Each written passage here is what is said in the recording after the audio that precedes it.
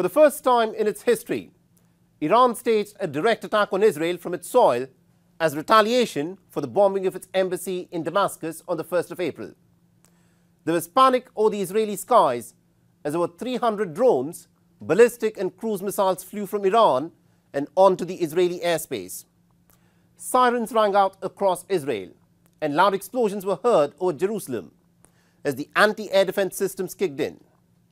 According to the Israelis, they managed to shoot down nearly 99% of all projectiles that were fired by Iran with the assistance of the United States and Britain. For decades, Iran and Israel have engaged in a shadow war, with Israel using Mossad to carry out assassinations of the top Iranian scientists, while Tehran has relied on its proxies to flex its muscles in the region. But these airstrikes by Iran have changed the very nature of the Tehran-Tel Aviv conflict. So is this now the beginning of a new war spread across the Middle East? Our next report gets you the details.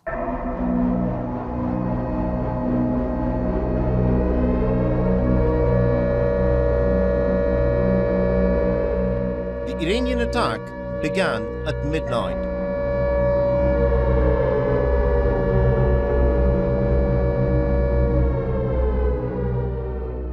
In wave after wave, Iranian drones and missiles pierced through the dark night.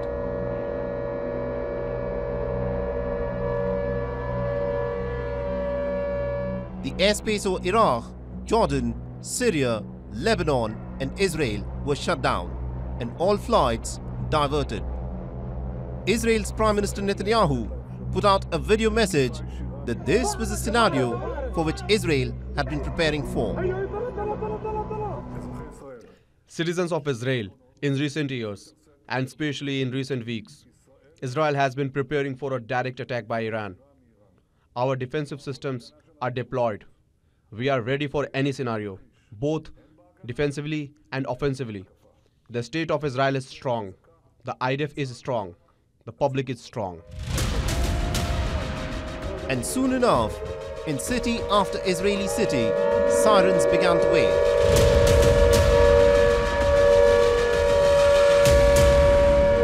As streaks of light of the Iranian drones and missiles were witnessed over even the most well-guarded Israeli cities such as Tel Aviv.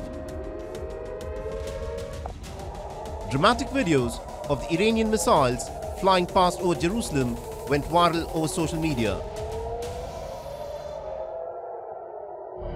Israel activated its multi-layered air defense systems that include the Arrow, the David Sling and the Iron Dome to shoot down the Iranian missiles and drones.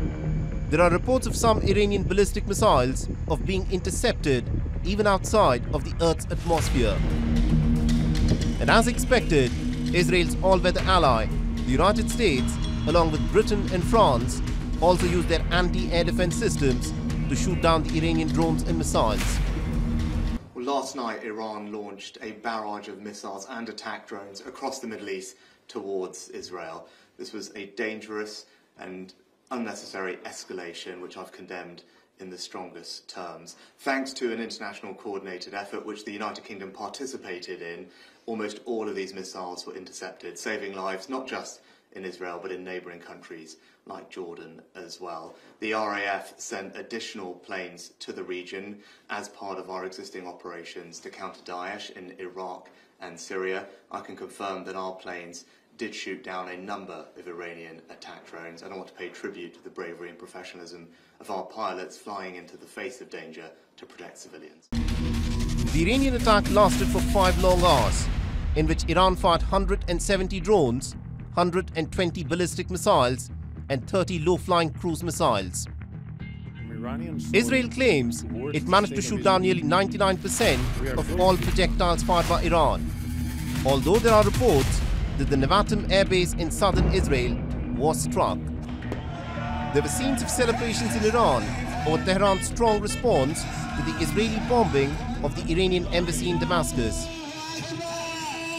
The punishment of Israel must be done completely, because the cruelty that has been done to the people of Gaza must not stay unresponded. Joe Biden cut short his visit to Delaware and returned to Washington to speak with his national security team about the unfolding situation in the Middle East. The American president also got on a phone call with the Israeli Prime Minister and reaffirmed America's ironclad relationship with Israel. But interestingly, according to reports in the American media, Biden also told Benjamin Netanyahu that the United States would not support any Israeli counterattack on Iran. As the sun rose up, the extent of the damage inflicted by the Iranian airstrikes became clear. A 7-year-old Bedouin girl was wounded by the shrapnel of an interceptor missile. Iran says it carried out the airstrikes on Israel as per Article 51 of the UN Charter after the bombing of the Iranian embassy in Damascus. Dozens of drones, cruise ships, and ballistic missiles at appropriate intervals were able to destroy these deep layers of seemingly reassuring air defense of the Zionist regime and affect the air defense alliance between America, France, and the Zionist regime and reduce it. But on the other hand, Israel has insisted that this campaign isn't over. But what most definitely is over are the days of a shadow war between Israel and Iran. And the volatile region has been pushed one step closer to a contest that will redefine the balance of power in the Middle East. For all the latest news, download the WION app and subscribe to our YouTube channel.